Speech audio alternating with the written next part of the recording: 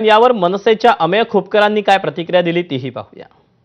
मला असं वाटतं की एखाद्या महिलेबद्दल आणि किंवा त्याहूनही मराठी चित्रपटसृष्टीतल्या अभिनेत्रींबद्दल असं जाहीररित्या नाव घेऊन त्यांचं नाव माध्यमांसमोर घेणं हे अत्यंत चुकीचं आहे।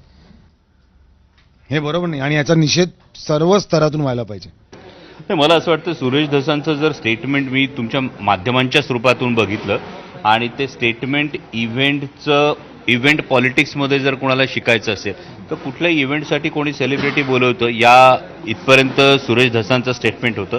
त्यामुळे मला वाटतं की आमदार सुरेश धस यांच्या स्टेटमेंटला आणखी ट्विस्ट करण्याची आवश्यकता मला काही भासत। ज्या सुरेश धसांचं स्टेटमेंट जेवढं मी ऐकलं या स्टेटमेंटमध्ये कुठेही शिंतोडे उडवण्याचा प्रयत्न झालेला मला जाणवला नाही।